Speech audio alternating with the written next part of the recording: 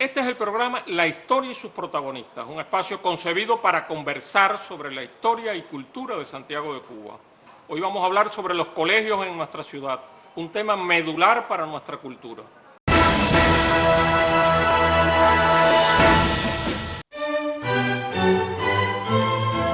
En fecha tan temprana como 1544, funcionó en la Catedral de Santiago de Cuba una pequeña escuela de gramática castellana a cargo del sacerdote criollo Miguel Velázquez. La ciudad tendría luego que esperar hasta 1722 para contar con el Colegio Seminario San Basilio Magno, en el cual se formaron los hijos de las principales familias criollas de la época. En el siglo XIX, nuestra ciudad contó con la gran obra pedagógica de Juan Bautista Sagarra. Durante la primera mitad del siglo XX, surgieron en la ciudad numerosos colegios públicos, privados, laicos y religiosos, en los que la instrucción y la educación tenían diferentes orientaciones filosóficas y pedagógicas. Por aquella época se elevó a niveles sin precedentes la cultura santiaguera.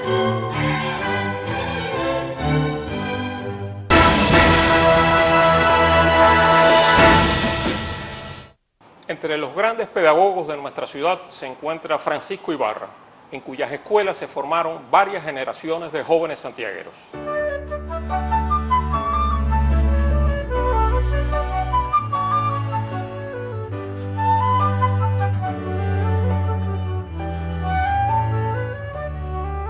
Quizás el olvido involuntario de nuestro tiempo ha llevado a que generaciones de cubanos desconozcan la vida y la obra de Francisco Ibarra Martínez. Francisco Ibarra Martínez, conocido por sus amigos como Pancho Ibarra, nació en Palma Soriano en 1905 y se traslada a Santiago de Cuba a inicios de la década de 1920. Comienza a estudiar en el Colegio Juan Bautista Sagarra en 1921. Primero como estudiante, por supuesto, en este periodo desarrolló una rápida carrera estudiantil y muy buena desde el punto de vista académico, no solo por los resultados que obtenía en las asignaturas de historia, español, geografía, sino también por su vida como dirigente estudiantil. Llegó a sustituir durante varios años a la doctora Esperanza Villalón de Quesada al frente de la cátedra de historia, pero también desempeñó una ardua labor como dirigente en el aspecto escolar y docente, llegando en 1923 a dirigir el departamento de historia totalmente a cargo de él hasta 1925. En el año 25 se produce el fallecimiento de Luis María Bush, director del Colegio Juan Bautista Sagarra, al que rápidamente lo va a sustituir Francisco Ibarra. En estos años muy convulsos para la historia nacional, Ibarra no solo va a estar terminando sus estudios de pedagogía en la Universidad de La Habana, los cuales lo va a culminar en 1924, sino también va a fungir como maestro de los soldados analfabetos en el cuartel Moncada. Ibarra se percata de la necesidad de que la historia se aprenda no solo para repetirla como un catecismo, sino que la historia sea interiorizada en sus valores, sea reconocida en sus valores, pero que además se pueda utilizar esos valores en el desempeño en la vida social de los estudiantes. Los años 40 van a ser muy rápidos en la preparación y en el crecimiento profesional, en el aspecto teórico y práctico dentro de o para Francisco Ibarra. No solo va a estar vinculado al Colegio Sagarra, sino también que va a atender de alguna manera el Colegio Herbert para señoritas y niñas, que va a estar dirigido por su esposa. En estos años ingresa a dos instituciones cívicas de Santiago de Cuba determinantes en la vida social de la ciudad. Me refiero al Club Rotario de Santiago de Cuba y a la Acción Ciudadana, en la cual, en la primera de ellas, sobre todo en el Club Rotario de Santiago de Cuba, va a desarrollar una labor muy importante al frente de la revista Rotaria como jefe de la edición social de esta revista.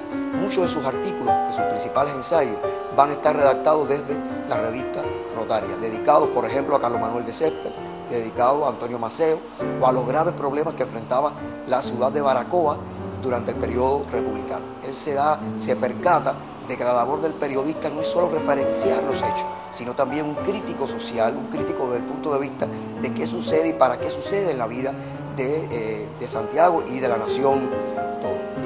En 1948 Ibarra va a desarrollar una labor muy fuerte, ardua, en el aspecto de crear un nuevo emplazamiento para la tumba de Martín. A partir de este año se crea un comité, el llamado Comité por una tumba digna del apóstol José Martí, del cual Ibarra va a ser presidente. Se relata que en una visita que hacen al cementerio de Santa Ifigenia, junto a otros connotados santiagueros, Ibarra reconoce lo diminuta e insignificante de la tumba del apóstol y por lo tanto se traza una meta, crear una tumba, un mausoleo digno de la estatura política revolucionaria de José Martí. Y a partir de ese momento se crea el Comité por una tumba digna del apóstol José Martí. Ibarra va a recorrer todo el país para recaudar fondos, para también movilizar y aunar esfuerzos para crear este mausoleo, del cual va a participar en su inauguración en el año 1951.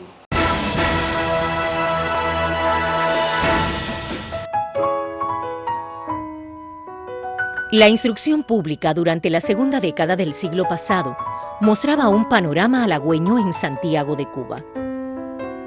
Situado en el Alto del Tibolí estaba el Instituto de Segunda Enseñanza, el cual contaba por esta época con unos 1.400 alumnos matriculados. La Escuela Normal de Oriente, en Calle Nueva entre la iglesia de Santa Ana y el hospital, fue inaugurada el 10 de octubre de 1916.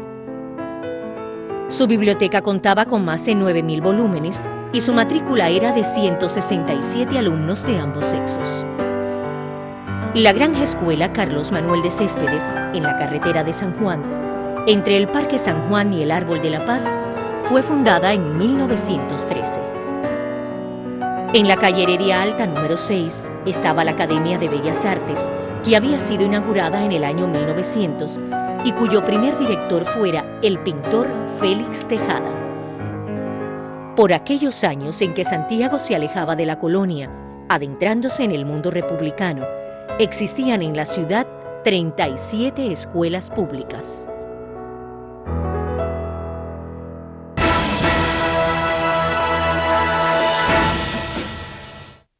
En los umbrales del siglo XX, el tránsito de la colonia a la República tuvo uno de sus principales escenarios en la fundación de escuelas, escuelas en las cuales se formaron los primeros ciudadanos de la República.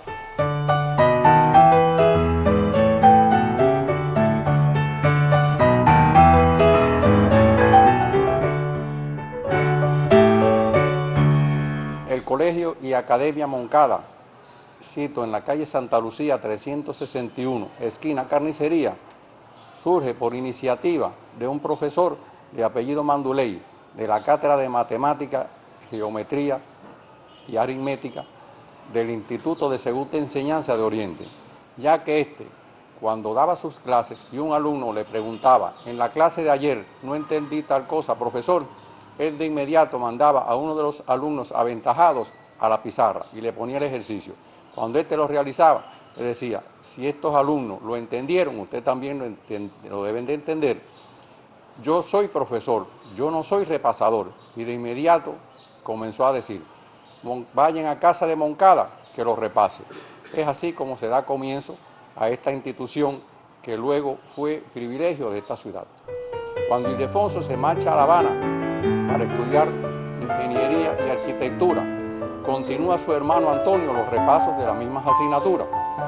Pero al también irse otro hermano a estudiar Derecho en la propia Universidad de La Habana, sus hermanas Ana María y Rafaela Moncada Madariaga solicitan permiso al Ministerio de Educación y el 30 de junio de 1937 a su secretaría le autoriza a que pueden abrir la academia incorporada al Instituto de Segunda Enseñanza de Santiago de Cuba, con las asignaturas y los grados de primero a octavo y de primero a quinto año de bachillerato.